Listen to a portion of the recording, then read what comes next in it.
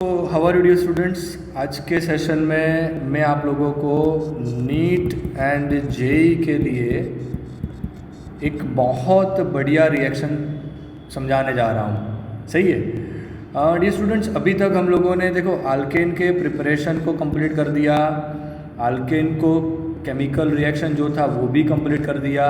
सही है, आज मैं नीट जेई के लिए अल्केन के प्रिपरेशन के लिए मैं आप लोगों को एक बहुत बढ़िया रिएक्शन समझाने जा रहा हूँ। तो देखना, वो सबसे बढ़िया रिएक्शन का नाम है, सबसे पहली रिएक्शन जो है वॉल्फ-किस्नर रिडक्शन। एग्जैक्टली ये रिएक्शन बच्चों स्टैंडर्ड 12th में आप पढ़ने वाले हो। Standard 12th chapter number 12th में आप ये रिएक्शन पढ़ोगे। और जब नीट जेई की बात आती है, आप लोग जब अल्केन पे नीट जेई सॉल्व करते हो ना, तो ये वॉल्फ-किस्नर रिडक्शन पे आपको कई सारी बुक्स में क्वेश्चंस देखने को मिलेंगे। अब एग्जैक्टली वॉल्फ-किस्नर रिडक्शन में होता क्या है, तो ध्यान रखना बच्चों, वॉल्फ-किस्नर रिडक्शन में जो कार्बोनिल ग्रुप होता है, ये कार्बोनिल ग्रुप है। सही है, ये कार्बोनिल ग्रुप जब रिएक्शन लगाएगा NH2 से, अब ये सारी चीज़ें आपके लिए नहीं है, ये ग्रुप को बोला जाता है कार्बोनिल ग्रुप। इस ग्रुप को बोला जाता है कार्बोनिल ग्रुप। इस ग्रुप को कार्बोनिल ग्रुप बोला जाता है। इसे हाइड्रोजीन बोला जाता है। इसे क्या बोला जाता है?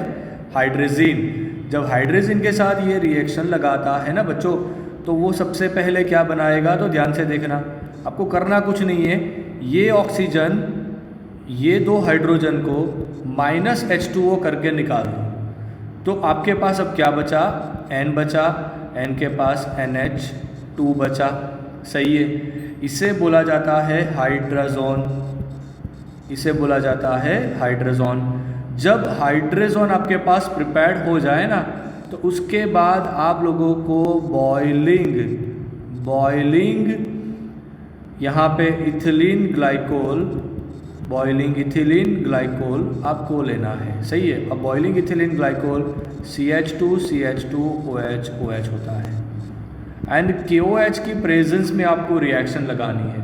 जब KOH की प्रेजेंस में रिएक्शन लगाओगे तो ध्यान रखना होगा क्या एग्जैक्टली, तो यहाँ पे आपको कुछ करना नहीं है, ये दोनों के पास मतलब यहाँ पे R हो सकता है, यहाँ पे H हो सकता है, मतलब आल्डिहाइड या कीटोन हो सकता है, करना कुछ नहीं है, ये दोनों तो वैसे के वैसे रहेंगे, इसे कुछ नहीं करना। पर ऊपर का जो डबल बॉन्ड था वो खुलेगा, उसके ऊपर हाइड्रोजन आएगा। तो यहाँ पे आप ध्यान से देखो, आपने अल्केन का फॉर्मेशन कर दिया। ठीक है ना, समझ में आया किस तरह से आपने अल्केन का फॉर्मेशन किया। तो बच्चों, कई बार ये रिएक्शन पूछा जाता है कि आपको, मान लो कि आप लोगों को यहाँ पे, मान लीजिए कि कोई भी, मैं यहाँ पे आपको एक एग्जांपल देने जा रहा हूँ, आपको कुछ ऐसा दिया जाए, इसे बोला जाता है साइक्लोहेक्सेनॉन। हाँ, बैकग्राउंड में आपको ट्रक की आवाज़ सुनाई दे रही है, चलो बहुत अच्छे, उस पर फोकस नहीं करना, फोकस करना है स्क्रीन पे जो चल रहा है उस पर। साइक्लोहेक्सेनॉन को लिया, उसका रिएक्शन लगाया हाइड्रोजीन के साथ, चलो एकदम बढ़िया रिएक्शन।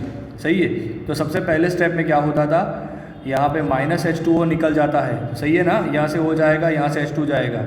जब 12वीं में आओगे, मैं आप लोगों को बहुत अच्छे से पूरा कंसेप्ट समझाऊंगा कि ऐसा क्यों होता है।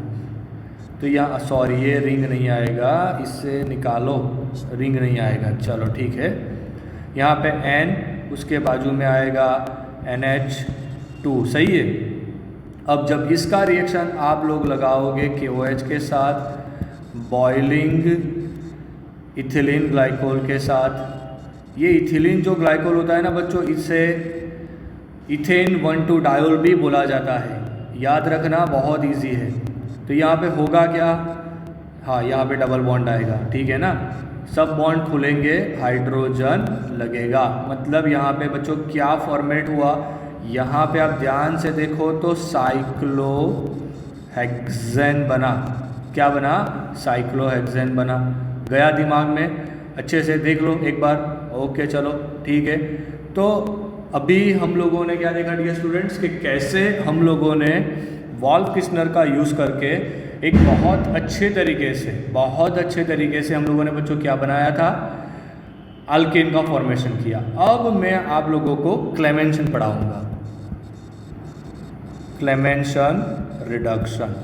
बच्चों दोनों रिएक्शन अभी भी मैं बता रहा हूँ, ये दोनों रिएक्शन डियर स्टूडेंट्स आप लोग स्टैंडर्ड 12th में पढ़ने वाले हो, सही है। स्टैंडर्ड 12th में ये दोनों रिएक्शन आप पढ़ने वाले हो, चैप्टर नंबर 12 में आएगा ये रिएक्शन आपको पढ़ने में। पर अब हम क्यों पढ़ रहे हैं, ताकि बच्चे जो लोग नीट एंड जेई का प्रिपरेशन लगा रहे हो ना, तो आप लोगों के लिए ये सबसे इम्पोर्टेंट हो जाएगा कि क्लेमेंशन कैसे होता है, रिडक्शन कैसे होता है, सही है। तो मतलब क्लेमेंशन रिडक्शन कैसे होता है, नीट जेई के जितने भी बच्चे हैं ये सारी चीज़ें आप लोगों को जीओसी से आनी चाहिए, 11th स्टैंडर्ड से आनी चाहिए। चलो टाइम नहीं वेस्ट करते हैं, फटाफट से चलते हैं। फिर से यहाँ पे होगा कोई एक कार्बोनिल ग्रुप, कार्बोनिल कंपाउंड, क्या होगा, कार्बोनिल कंपाउंड।